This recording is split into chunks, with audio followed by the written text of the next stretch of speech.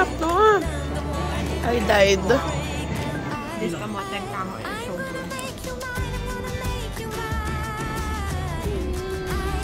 I was really bad enough till you arrived, yeah.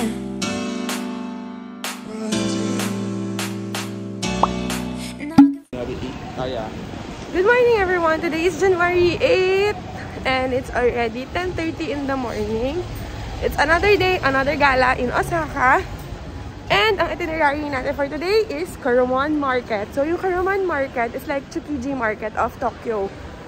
So, sabi nila, Osaka is the flavor of Japan. So, let's see kung anong pwede natin ma-explore here in Karomon. Sobrang daming good finds here in Karomon. Pero marami pa rin mga restaurants na close pa since it's still early. And let's wait until 11 AM to see if mag-open na sila. Ooh, look at that! Sashimi! And then here, mga chocolates naman to. Mga pampasalubong area. So when in Japan, you should try. Ito yung mga kamote. Kamote chips. And then yung kamote. Oh my God! King crab! Meron akong time na sobra ako nag-crave dyan. Look at that! It's 20,000! 15,000! Wow! Grabe, mabubusog talaga yung mata mo dito. Ang daming good finds. Octopus! And eel! Sashimi! Uni! Oh my God, look at that! Wagyu beef! And then Kobe beef! Ate! Okay. What? One. Okay. Okay. One each.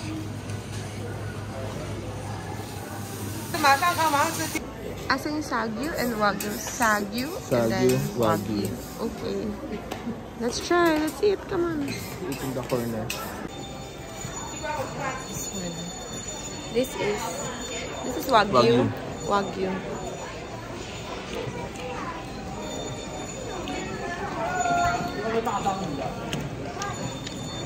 Grabe. Temperature ngayon nasa 3 to 5 degrees. Tapos ito ko nakain. Ang sarap. Try ko naman yung isa. This is Sagyu. This is the A5. A5.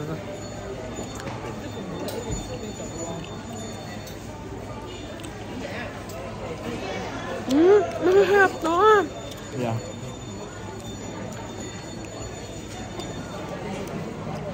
I died. Ang sarap. So good. This kamoteng kahoy is so good. Kamoteng kahoy nilaga. Sobrang tamis niya. Kaso mainit. Masarap siya pag malamig yung weather. Oishi. Oishi. Matawishi. Oishi. Grabe, no, kinakamay niya. And lasang Japan. Goma to. You are amazing. Yummy, yummy. Oishi. Oishi. Yummy, yummy.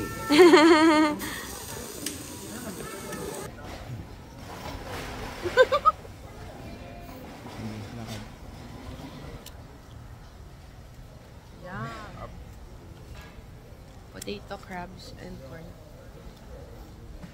Scallop. Grilled scallop. For only 1,000 yen.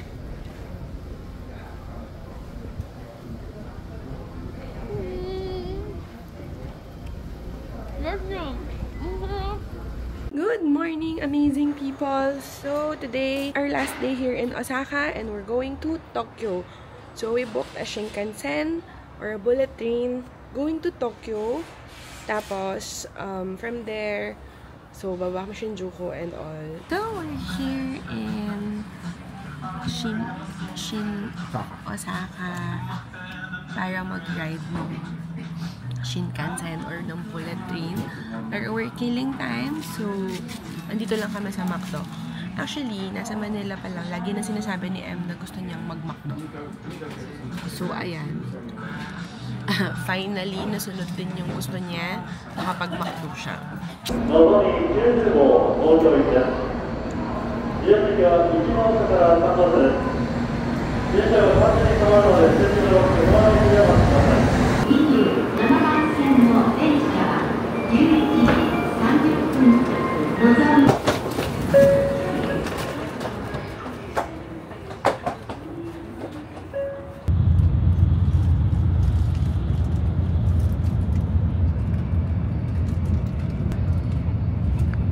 We're here in Shinkansen going to Tokyo. And actually yung ticket namin is around 12:30 pa, pero si M managed to change the ticket to 11:30 para we can go earlier. Medyo nakakahiyap magsalita dito sa train kasi tahimik sila lahat. So medyo bumubulong lang ako ngayon. Ayan. See you Tokyo in a bit.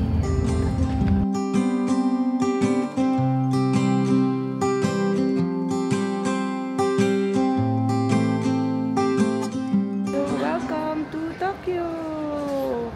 We're here in Tokyo already. So just got off from Shinkansen. It's a 2.5 hours trip from Osaka going to Tokyo using the bullet train. And nag-lunch muna kami dito. First meal here in Tokyo. There you go. It's tempura tendon, tenya, asakusa, Tokyo.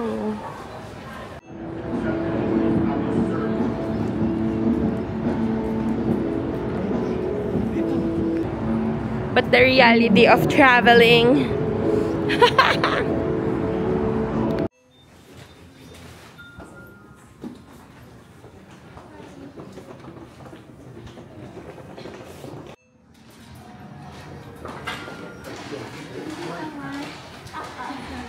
Welcome to Appa Hotel. We're here in Appa Hotel in Tokyo. After grabing pinagdaanan namin sa pagbiyahe from Osaka to Tokyo. So, imagine carrying all of this. Ayan, kawawa naman si Bubu. Siya lahat nagbuhat niya. Ayan. O, diba? Pagod na yan. Pagod na yan. Sure. Oh. And so, finally, nakarating din kami sa Appa Hotel here in Shinjuku at grabing pinagdaanan namin na adventure from Osaka traveling to Tokyo. So, we left 9:30 and then nag-Shinkansen. From Shinkansen, nag-train pa ulit. Bumaba kami ng Tokyo Station. From Tokyo Station, lumipat kami ng another line, Ginza Line, going to Shinjuku. And then from Shinjuku, Kabukicho, naglakad kami ng napakalayo para hanapin yung Appa Hotel. But, it's all worth it kasi sobrang ganda ng hotel namin ngayon. Dito, sa Appa Hotel. Napapansin ninyo, sobrang malat na ako dahil sobrang lamig sa labas, as in.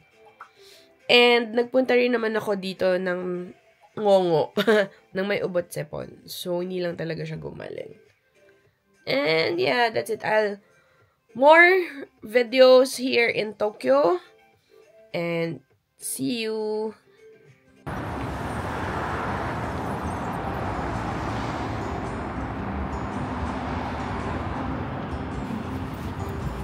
Ooh, what's this?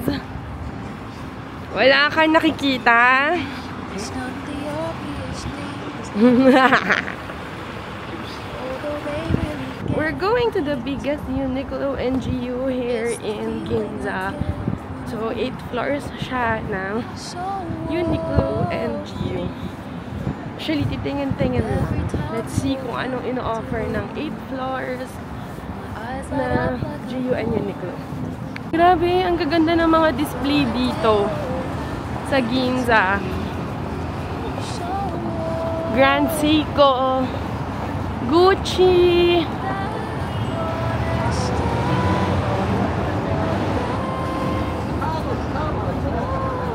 Giorgio Armani. Ang ganda.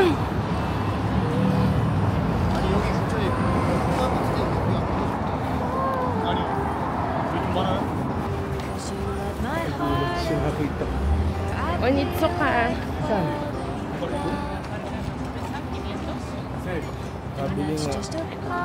Oh, see? And then may Versace.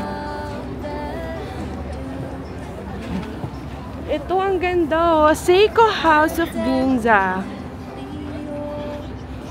Nice. Ang ganda. But us, ang agenda natin for today ay ang magpunta ng Uniqlo and GU. Wow, nice one. Sayang hindi nakikita yung ganda ng place. And it's actually 6 o'clock pa lang in the evening. Pero yung dilim niya parang pang 8 o'clock na. And sobrang ganda dito sa Ginza, as in yung mga lights and yung display. It's so nice.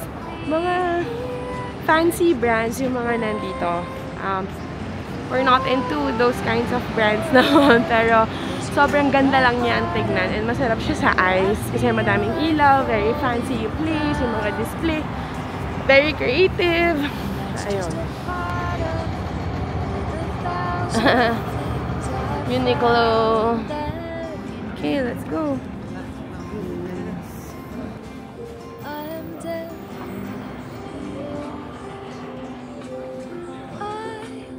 So, after several pagod sa pag-iikot sa Ginza, we're back in Shinjuku. And matagal na namin talagang na-target yung Yoshinoya. Ayan, no? Malaki gutom niya. Kasi nagbuhat yan ng 2 large, extra large na luggage. Kawawa. Pangalawang large rice na niya yan. Regular lang yan. Regular. Tapos, siya rin yung taga-ubos ko ng food para hindi sayang. Oh, diba? Hey, taga-ubos. Paano papayat?